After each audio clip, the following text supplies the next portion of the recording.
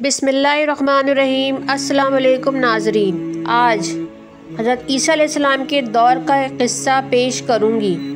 क़िस्सा कुछ यूँ है कि एक दिन हज़रत ईसा अलैहिस्सलाम दौरान तबलीग एक कब्रिस्तान में से गुज़रे। वहाँ एक नौजवान को एक कब्र के पास बैठा पाया। हज़रत ईसा अलैहिस्सलाम ने दरियाफ़्त किया, तू कौन है और इस कब्र पर क्यों बैठा है? नौजवान ने कहा, ये मेरी बीवी की कब्र है। हम दोनों में बहुत मोहब्बत थी कि हमने एक दूसरे से वादा कर लिया था कि जो पहले मर जाएगा तो दूसरा अपनी तमाम उम्र उसकी कब्र पर गुजार देगा। इत्तफाक से मेरी बीवी पहले फौत हो गई। मैं अपने किए गए वादे के मुताबिक कई साल से इसकी कब्र पर बैठा हूँ। हज़रत ईसा अलैहिस्सलाम ने फरमाया, जब तुम दोनों आपस में इतनी मोहब्बत करते थे तो तू अपनी आधी ज़िंदगी उसको बख्श दे। मैं अल्लाह से दुआ करूँगा कि तेरी बीवी फिर से ज़िंदा हो जाए। नौजवान हज़रत ईसा अलैहिस्सलाम की बात सुनकर खुश हो गया और अपनी निस्फ़ ज़िंदगी अपनी बीवी को देने के लिए तैयार हो गया।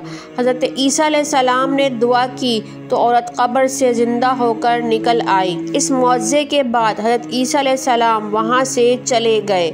नौजवान की खुशी का ठिकाना न था। वो अपनी बीवी के ज़ानुओं पर सर रखकर बेगम होकर सो गया। इतने में वहाँ से एक खूबसूरत जवान शहज़ादे का गुज़र हुआ। शहज़ादे को देखकर औरत उस पर फरेफ्ता हो गई। शहज़ादा भी उस खूबसूरत औरत को देखकर उस पर फरेफ्ता हो गया। वो औरत शहज़ादे को देखकर बोली, ये बदमाश मुझे शहर से बरगला कर पकड़ कर लाया है। तू इसको कत्ल कर डाल तो मैं तेरे साथ चलती हूँ। शहज़ादे ने कहा, मैं किसी को कत्ल नहीं करता। अगर तुम्हें मेरे साथ चलना है तो इसे छोड़ो और मेरे साथ चलो। औरत ने बड़ी कोशिश की कि किसी तरह शहज़ादा उसके शौहर को कत्ल कर दे, मगर शहज़ादा राज़ी ना हुआ। आखिर औरत अपने खावंद का सर ज़मीन पर रखकर उस शहज़ादे के साथ चली गई। वो आदमी जब नींद से बेदार हुआ तो उसे अपनी बीवी नज़र न आई। आदमी ने घबराकर इधर उधर बीवी को ढूंढा। आखिर कुछ दूर जाकर उसे अपनी बीवी एक शहज़ादे के साथ नज़र आई। नौजवान ने पीछे से आवाज़ लगाई और कहा, ठहर जा, मेरी बीवी को कहाँ लेकर जा रहा है? इस पर औरत ने शहज़ादे से कहा, मैं न कहती थी ये बहरूपिया है। नौजवान शहज़ादे के पास पहुँचा तो शहज़ादे ने अपने नौकरों से कहकर नौजवान के हाथ पैर बंधवा दिए। शहज़ादे ने कहा, इसे मैं अपने बाप की अदालत में पेश करूँगा।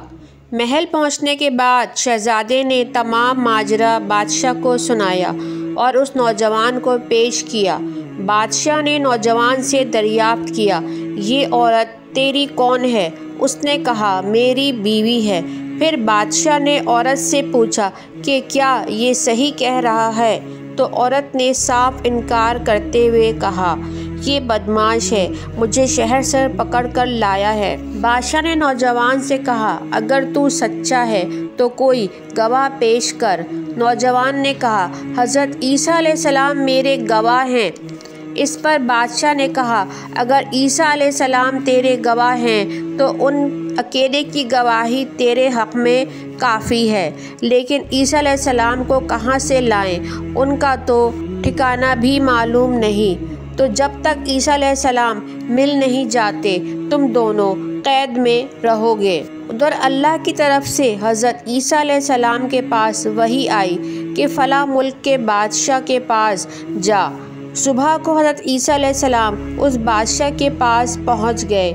बादशाह ने हज़रत ईसा अलैहिस्सलाम को बड़े अदब व एहतराम से अपने पास बिठाया और उस नौजवान और उस औरत को पेश किया। हज़रत ईसा अलैहिस्सलाम ने उन दोनों को पहचान लिया। बादशाह ने सारा माजरा उन्हें सुना दिया और कहा, अब आप ही फैसला करें। हज़रत ईसा अलैहिस्सलाम ने औरत से पूछा, ये मर्द कौन है? तो औरत ने एक ही बात की रट लगाते हुए कहा कि ये बदमाश है, मुझे शहर से बरगला कर लाया है। हज़रत ईसा अलैहिस्सलाम ने फरमाया, क़िबले की तरफ मुँह करके कह दे कि ए अल्लाह, इसकी जो अमानत मेरे पास है मैं उसको वापस करती हूँ। जैसे ही ये अल्फाज औरत ने मुंह से निकाले तो फ़ौरन मर गई। नौजवान ने उस औरत की तरफ देखा भी नहीं जिसकी कब्र पर सालों बिताए थे। औरत को उसकी बेवफाई की सज़ा मिल गई और नौजवान को भी ये बात समझ में आ गई कि इतने साल एक कब्र की पूजा करने से बेहतर था कि अपने रब की इबादत में गुजारता।